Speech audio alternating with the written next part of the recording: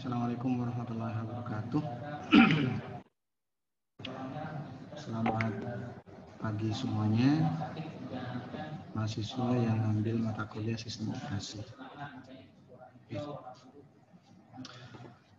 Untuk semester ini, kalian dapat mata kuliah sistem operasi, di mana mata kuliah sistem operasi merupakan mata kuliah wajib untuk mahasiswa di ketiga, khususnya di universitas dan madrasah.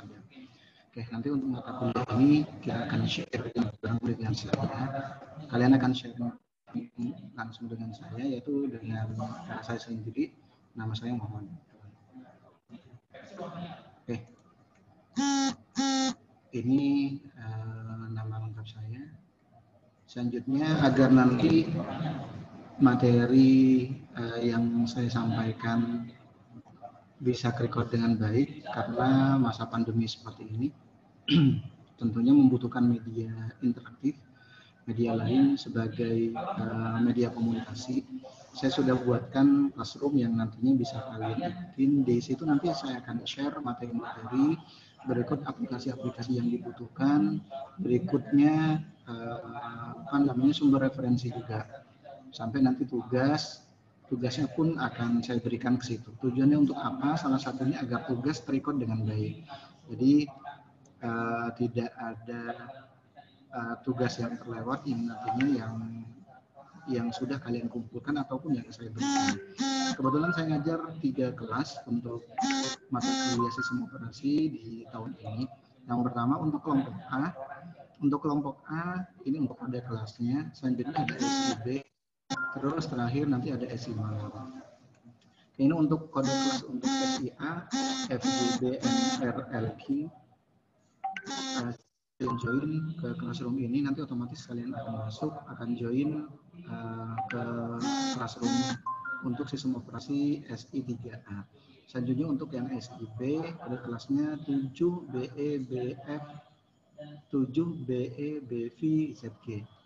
Selanjutnya yang terakhir ada SI malam, untuk kode kelasnya YZGTJYU. Oke, silakan nanti kalian sesuaikan dengan kelas kalian masing-masing untuk join ke kelas ini. Untuk kompetensi dari mata kuliah ini, mata kuliah sistem operasi di sini dikategorikan mata kuliah wajib. Kenapa?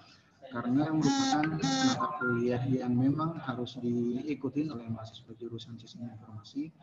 Saya harap kalau kalian sudah mengikuti mata kuliah ini, kasarnya nggak ngulang lagi gitu. Minimal kalian dapat B aja. Nah, untuk mata kuliah sistem operasi di jurusan sistem informasi, bobot SKS-nya 3 SKS.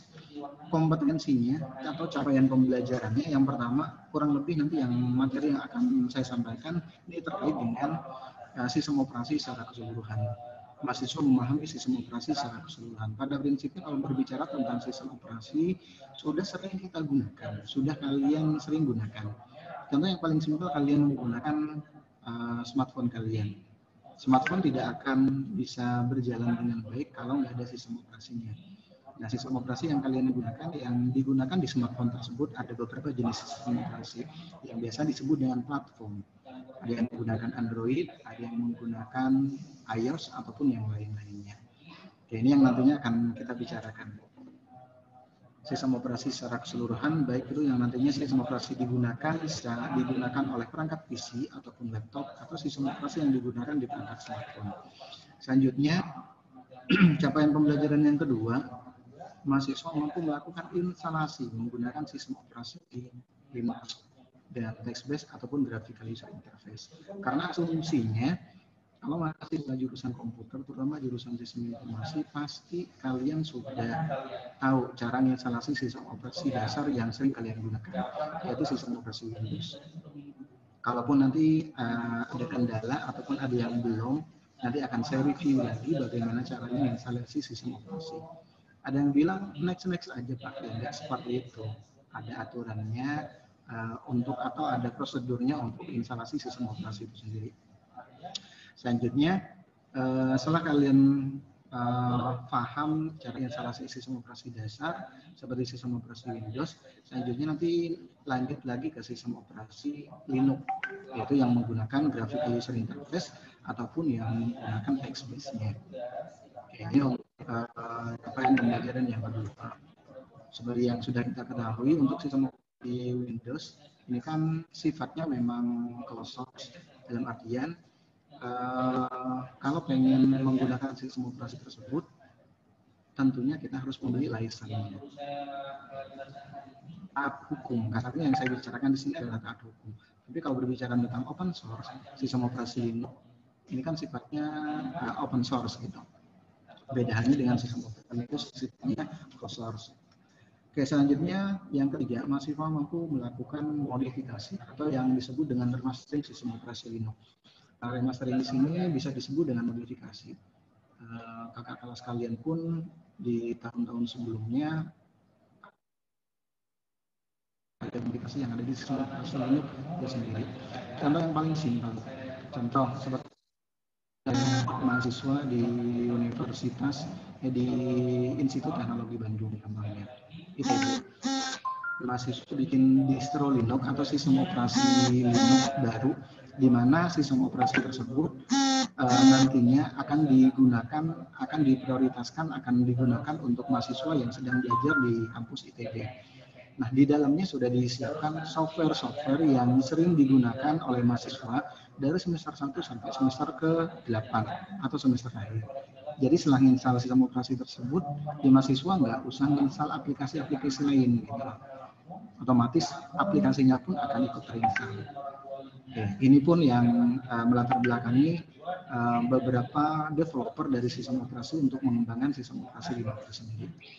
Selanjutnya untuk kompetensinya, mahasiswa mengetahui dan memahami peranan sistem operasi dalam memecahkan masalah. Seperti yang kita ketahui, komponen sistem operasi, sistem komputer terdiri dari 3 bagian. Yang pertama ada hardware, yang kedua ada software, yang ketiga ada firmware. Hardware nggak akan bisa berfungsi kalau nggak ada software-nya. Nah, begitu pula firmware nggak akan bisa ngapa-ngapain kalau nggak ada hardware dan software-nya. Selanjutnya, mahasiswa mampu menganalisa sistem operasi dalam suatu organisasi atau perusahaan. Oke, ini untuk yang kedua. Setidak-tidaknya mahasiswa jurusan sistem informasi bisa menganalisa sistem operasi yang nantinya akan digunakan, baik yang akan digunakan untuk klien ataupun yang akan digunakan untuk server. Selanjutnya, mahasiswa mampu memodifikasi atau remastering sistem operasi Linux itu sendiri. Meskipun contohnya nggak bisa modifikasi, setidak-tidaknya kalian bisa menggunakan sistem operasi Linux itu sendiri. Begitu pula tentang aplikasi-aplikasi yang ada di sistem operasi Linux itu sendiri. Yang keempat, mahasiswa mampu mempresentasikan hasil modifikasi atau remastering dari sistem operasi Linux itu sendiri. Ini untuk yang keempat, tujuan atau kompetensi dari mata kuliah ini. Setelah kalian modifikasi sistem operasi Linux, tentunya kalian harus mempresentasikan agar nanti orang lain tahu kalau kalian sudah menggunakan sistem operasi kalau kalian sudah membuat sistem operasi lain di samping sistem operasi yang sudah ada sekarang. Oke, untuk pokok pembahasannya, kebanyakan memang mata kuliah ini memang arahnya ke lebih banyak ke teoritisnya. Cuma nanti saya selipin beberapa materi praktikum di mata kuliah ini. Di pertemuan 1 nanti saya bahas tentang konsep dasar dan sejarah perkembangan sistem operasi. Selanjutnya di pertemuan kedua kita sharing tentang skema dasar sistem komputer dan perangkat lunak. Di pertemuan ketiga nanti saya bahas tentang sistem manajemen file yang ada di sistem operasi Windows atau manajemen file yang ada di sistem operasi Linux. Selanjutnya ada algoritma penjadwalan disk. Salah satu media penyimpanan yang banyak digunakan di komputer saat ini masih menggunakan HDD. Meskipun untuk saat ini sudah ada beberapa yang menggunakan selain dari HDD itu sendiri. Cuman tetap untuk algoritmanya tetap menggunakan algoritma penjadwalan disk. Selanjutnya pertemuan ke-6 nanti saya bahas tentang proses dan penjadwalan proses. Di pertemuan kedua sudah dibahas tentang skema dasar sistem komputer. Salah satu materi yang dibahas adalah hardware yang ada di komputer. Di situ ada hardware tentang prosesor dan yang lain-lainnya. Tentunya kita harus paham seperti apa sih proses dan penjadwalan proses. Proses dan penjadwalan proses di sini yang dimaksud adalah penjadwalan prosesor yang ada di sistem operasi itu sendiri. Selanjutnya di pertemuan ke-7 nanti saya review lagi materi-materi sebelumnya. Selanjutnya nanti ada kuis tentunya. Terus pertemuan ke-8 ada ujian tengah semester. Pertemuan ke-9 nanti kita lanjut ke manajemen memori. Gimana caranya memori atau media penyimpanan yang kita miliki agar nanti bisa kita gunakan secara baik dan benar.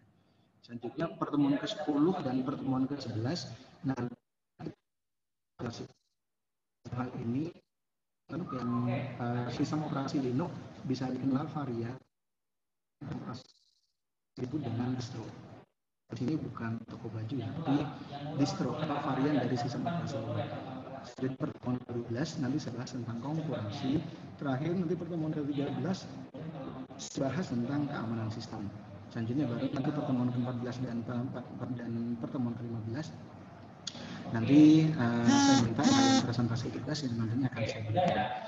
Oke, untuk referensi yang bisa kalian gunakan ada beberapa sumber referensi yang saya gunakan. Ini contohnya ada 8 referensi yang saya gunakan. Ini yang berbahasa Indonesia yang kali aja kalian nanti akan tertarik untuk mempelajari sistem operasi. Mulai dari yang Rudi Setiawan sampai nanti Fajrillah tahun 2011. Oke, untuk bukunya kurang lebih seperti yang ada di depan ini. Covernya. Itu untuk yang sistem operasi, buku referensi informatika dan sistem informasi. Selanjutnya pengantar sistem operasi komputer Geraha Ilmu. Terus ada sistem operasi konsep dan membuat Linux, OpenWRT dan ROM Android. Ini pengarangnya Pak Onowir. Selanjutnya untuk yang Linux Ubuntu ini lebih ke konfigurasinya. Oke. Selanjutnya ada referensi tambahan ini di grup kalian, nanti kalian baca aja. Oke. Selanjutnya untuk tugas kelompok yang untuk pertemuan ke-14 dan 15 pilihannya ada 2, ada modifikasi atau remastering sistem operasi Linux. Yang kedua kalian bisa bandingin minimal 3 distro yang ada di sistem operasi Linux, baik itu distro lokal ataupun yang luar yang nantinya bisa kalian gunakan atau yang nantinya bisa kalian bahas. Cuman kalau untuk yang pilihan kedua di sini nanti maksimumnya sekarang berikutnya karena memang bobotnya lebih besar yang pertama modifikasi atau remastering. Nah, untuk modifikasi atau remastering nanti tinggal kalian sesuaikan dengan seperti yang nantinya akan kalian pilih. Banyak kok di internet ataupun di yang lainnya tutorial untuk remastering atau modifikasi sistem operasi Linux itu sendiri. Entah contohnya nanti tinggal kalian tambahin aplikasi yang dibutuhkan atau mengurangi dari aplikasi yang dibutuhkan. Ini untuk yang definisi dari remastering. Oke, ini untuk format makalah untuk tugas di pertemuan 13 dan 14. Oke, ini untuk untuk penjabaran dari kontrak perkuliahan yang untuk mata kuliah sistem operasi itu sendiri.